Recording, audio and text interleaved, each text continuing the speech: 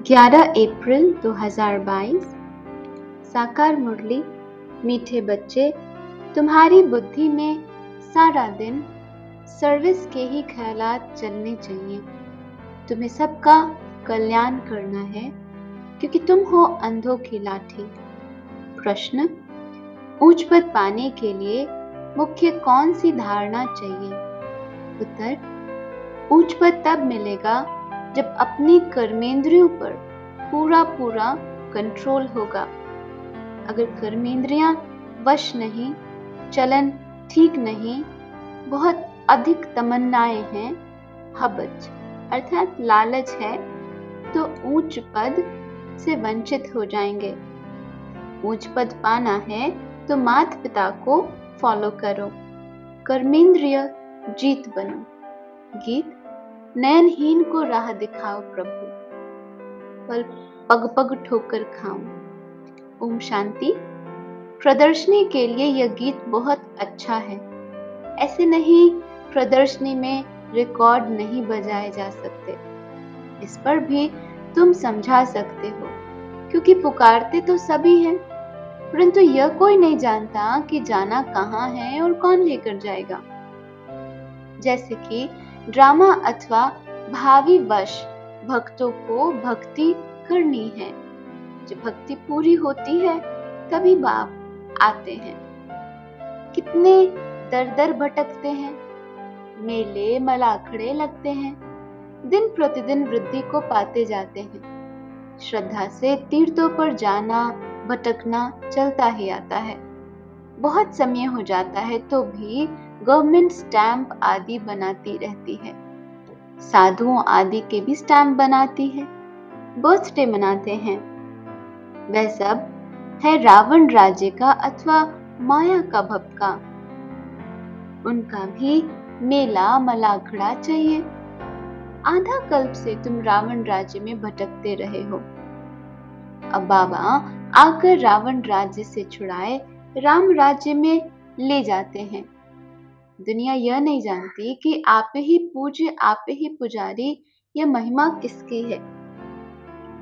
पहले 16 कला संपूर्ण पूज्य रहते, फिर 2 कला कम हो जाती है तो उनको सेमी फुल पूज्य, फिर 2 कला कम होने के बाद सेमी पूज्य कहेंगे।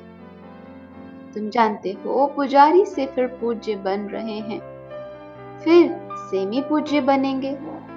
अब इस कलयुग के अंत में हमारा पुजारी बनने का पाठ खत्म होता है।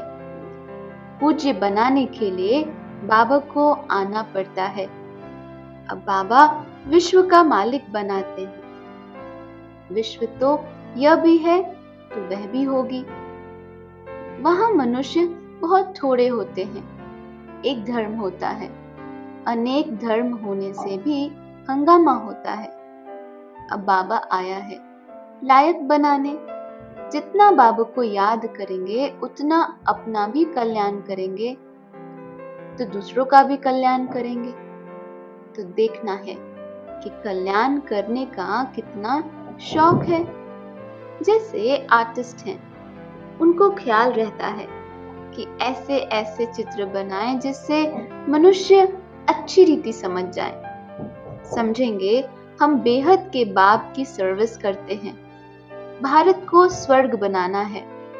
प्रदर्शनी में देखो कितने ढेर आते हैं, तो प्रदर्शनी के ऐसे चित्र बनाएं जो कोई भी समझ जाए कि यह चित्र एक्यूरेट रास्ता बताने वाले हैं। मेले मलाखड़े आदि जो भी हैं वह उनके आगे कुछ भी नहीं। आर्टिस्ट जो इस ज्ञान को समझते हैं, उनकी बुद्धि में रहेगा कि ऐसे ऐसे चित्र बनाएं जो बहुतों का कल्याण हो जाए। रात दिन बुद्धि इस बात में लगी रहे। इन चीजों का बहुत शौक रहता है। मौत तो अचानक आता है। अगर जुत्ती आदि की याद में रहे, मौत आ गया तो जुत्ती जैसा जन्म मिलेगा। यहाँ तो बाप कहते हैं देह सहित सबको भूलना है। यह भी तुम समझते हो कि बाप कौन है।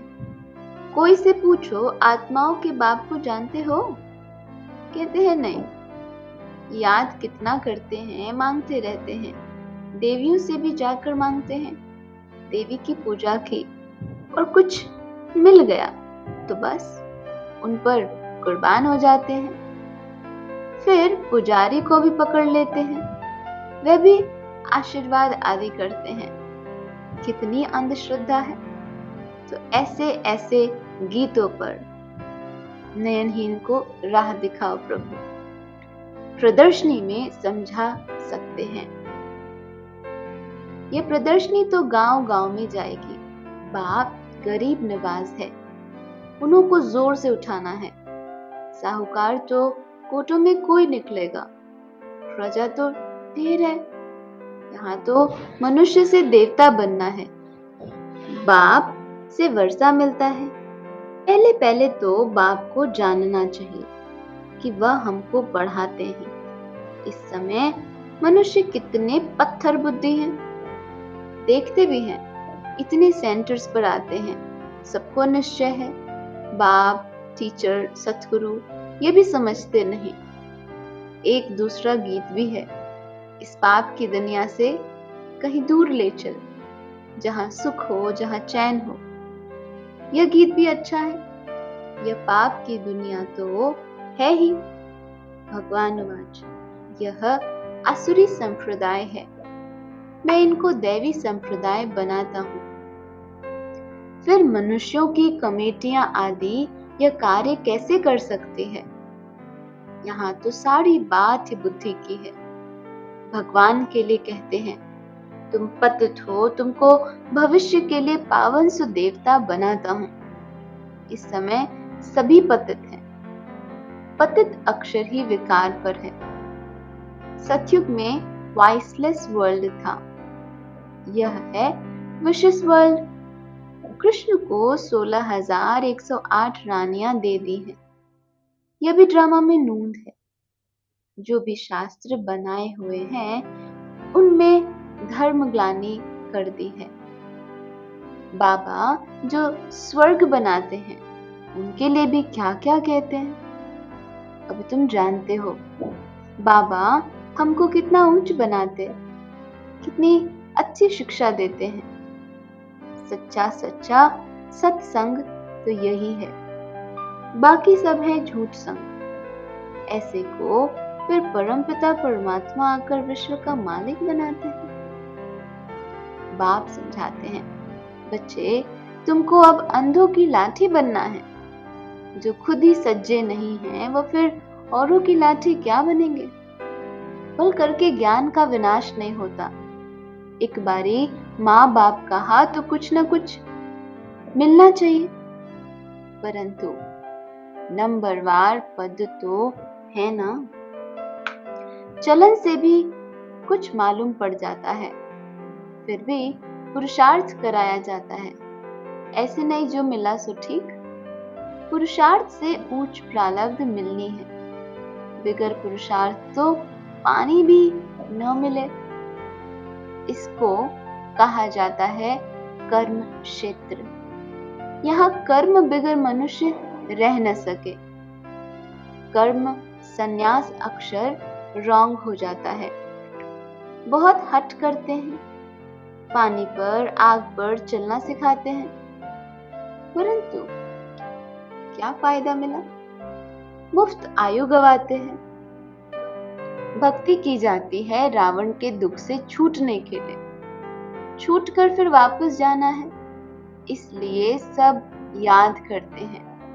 हम मुक्ति धाम में जाएं अथवा सुख धाम में जाएं, दोनों ही पास्ट हो गए हैं। भारत सुख धाम था, अब तो है नर्क। तो नर्कवासी कहेंगे ना। तुम खुद कहते हो फलाना स्वर्गवासी हुआ, अच्छा तो तुम नर्क में हो ना। हेवन के अगेंस्ट हेल है, बाकी वह तो है शांति धाम। बड़े बड़े लोग इतना भी समझते नहीं हैं, अपने को आप ही सिद्ध करते हैं कि हम हेल में हैं। तो बड़ी युक्ति से सिद्ध कर बताना है। ये प्रदर्शनी तो बहुत काम कर दिखाएगी। इस समय कितने मनुष्य पाप करते रहते हैं। स्वर्ग में ऐसी बातें होती नहीं, वहां तो प्रारब्ध है। तुम फिर से अब स्वर्ग में चलते हो। तुम कहेंगे अनेक बार इस विश्व के मालिक हम बने हैं, अब फिर बन रहे हैं। दुनिया में किसको भी पता नहीं, तुम्हारे में भी कोई समझते हैं। इस खेल से कोई छूट नहीं सकते। मोक्ष भी मनुष्य तब चाहते हैं जब दुखी होते हैं। बाबा तो कहते हैं अच्छी रीति पुरुषार्थ करो, माँ बाप को फॉलो कर अच्छा पद पालो, अपनी चलन को सुधारो। बाप तो राह बताते हैं, फिर उस पर क्यों नहीं चलते हो? जास्ती तमन्नाएं नहीं रखनी चाहिए। यज्ञ से जो मिले सो खाना है। हबच है कर्मेंद्रियां वश नहीं, तो पद भी ऊंचा पा नहीं सकते। तो ऐसे ऐसे गीत प्रदर्शनी में बजाए उस पर तुम समझा सकते हो। तुम हो शिव बाबा के परिवार। शिव बाबा के ऊपर तो कोई है नहीं, और सबसे ऊपर तो कोई न कोई निकलेंगे। 84 जन्म में दादा बाबा भी 84 जन्म लेते हैं। शिव बाबा है रचता। अब रचना रच रहे हैं, अर्थात पुरानी को नया बनाते हैं। तुम जानते हो हम सावरे से गोरे बनते हैं। स्वर्ग में श्री कृष्ण है नंबर 1, फिर लास्ट में उनका जन्म है, फिर यही पहला नंबर बनता है। पूरे पूरे 84 जन्म श्री कृष्ण ने लिए हैं। सूर्यवंशी दैवी संप्रदाय ने पूरे 84 जन्म लिए। बाप कहते जो श्री कृष्ण पहला नंबर था, उनके ही अंतिम जन्म में मैं प्रवेश कर उनको श्री कृष्ण बनाता हूँ। अच्छा, मीठे मीठे सिकिलदे बच्चों प्रति माता पिता बाप दादा का याद प्यार और गुड मॉर्निंग। रूहानी बाप की रूहानी बच्चों को नमस्ते। धारणा के लिए मुख्य सार। पहला पॉइंट है, कोई भी विनाशी तमन्नाएं नहीं रखनी है। अपना और सर्व का कल्याण करना है। दूसरा, देह सहित सब कुछ भूल वापस घर चलना है, इसलिए चेक करना है कि बुद्धि कहीं पर भी अटकी हुई न हो। वरदान, नेचुरल अटेंशन को अपनी नेचर बनाने वाले स्मृति स्वरूप भाव। सेना में जो सैनिक होते हैं वह कभी भी अलबेले नहीं रहते, सदा अटेंशन में अलर्ट रहते हैं। तो आप भी पांडव सेना होना, इसमें जरा भी अलबेलापन न हो।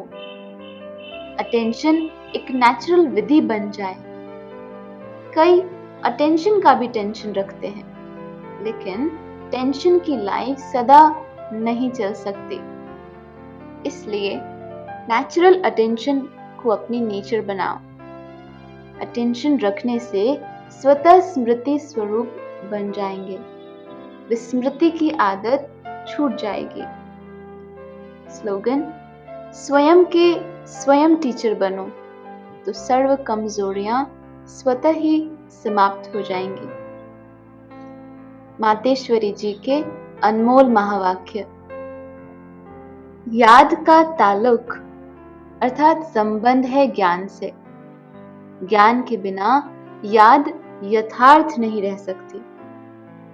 मम्मा कहती, पहले पहले मनुष्य को अपनी सुखी जीवन बनाने के लिए कौन सी मुख्य पॉइंट बुद्धि में रखनी चाहिए। पहले तो यह मुख्य बात समझनी है कि जिस परमात्मा की हम संतान हैं, उस बाप की याद में रहे, हर समय श्वासोश्वास उपस्थित रहे। उस अभ्यास में रहने की पूर्ण रीति से कोशिश करनी है। अब श्वासोश्वास का मतलब है लगातार बुद्धि योग लगा रहे, जिसको निरंतर योग, अटूट जपा जाप याद कहा जाता है। यह कोई मुख से जपने वाली याद नहीं है, न कोई मूर्ति सामने रख उसका ध्यान करना है, परंतु ये बुद्धि योग द्वारा याद रखनी है। अब वो याद भी निरंतर तब रह सकेगी जब परमात्मा का पूरा परिचय हो, तभी ध्यान पूर्ण लग सकेगा। परंतु परमात्मा तो गीता में साफ कहते हैं, न मैं ध्यान से न जप से मिलता हूँ, न मेरी सूरत को सामने रख उनका ध्यान करना है, परंतु ज्ञान योग द्वारा परमात्मा को पाना है। इसलिए पहले चाहिए ज्ञान। ज्ञान बगैर याद कायम रह नहीं सकेगी। याद का ताल्लुक है ही ज्ञान से। अब ज्ञान से चाहे मन से कल्पना करे व बैठकर दर्शन करे, अगर उस देखी हुई चीज का भी पहले ज्ञान होगा, तभी योग और ध्यान ठीक लग सकता है।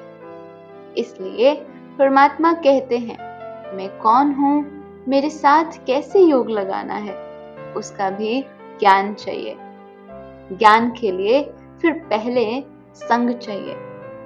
अब यह सब ज्ञान की पॉइंट्स बुद्धि में रखनी है, तभी योग ठीक लग सकेगा। दूसरा पॉइंट है, सृष्टि की आदि कैसे होगी। इस पर मम्मा कहते, मनुष्य पूछते हैं कि परमात्मा ने सृष्टि कैसे रची, आदि में कौन सा मनुष्य रचा। अब उसका नाम रूप समझना चाहते हैं। अब उस पर उन्हों को यह समझाया जाता है कि परमात्मा ने सृष्टि की आदि ब्रह्मा तन से की। पहला आदमी ब्रह्मा रचा है, तो जिस परमात्मा ने सृष्टि की आदि की है, अर्थात शुरुआत की है, तो अवश्य परमात्मा ने भी सृष्टि में अपना पार्ट बजाया होगा। अब परमात्मा ने कैसे पार्ट बजाया?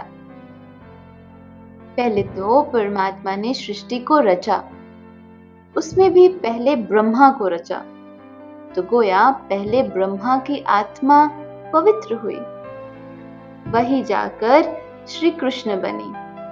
उसी तन द्वारा फिर देवी देवताओं के सृष्टि की स्थापना की, तो दैवी सृष्टि की रचना ब्रह्मा तन द्वारा कराई।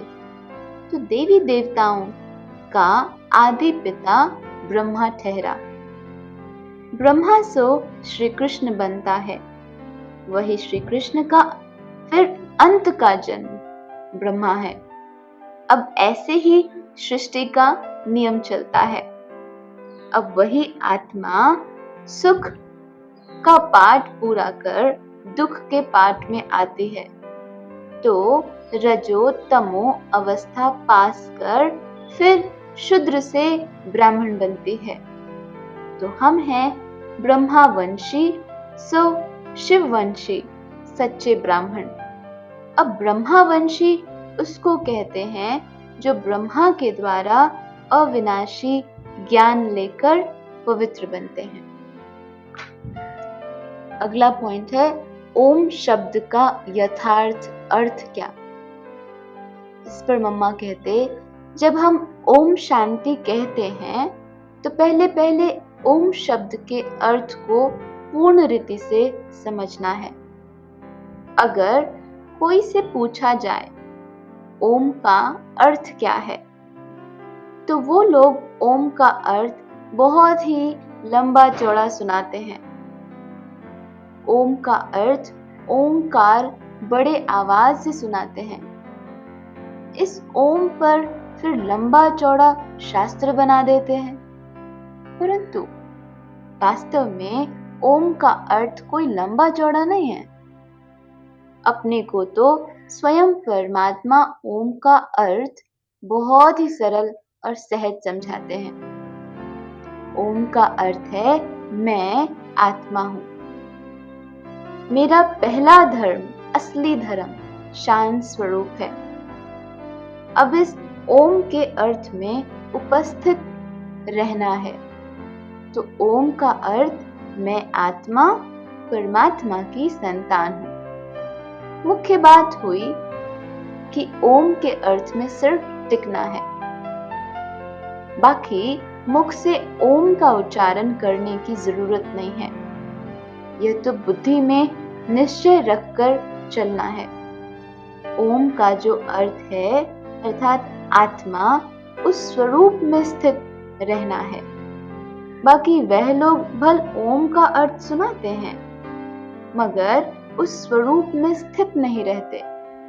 हम तो ओम का स्वरूप जानते हैं, तभी उस स्वरूप में स्थित होते हैं। हम यह भी जानते हैं कि परमात्मा बीज रूप है और उस बीज रूप परमात्मा ने इस सारे झाड़ को कैसे रचा हुआ है, उसकी सारी नॉलेज हमें अभी मिल रही है। अच्छा, ओम शांति।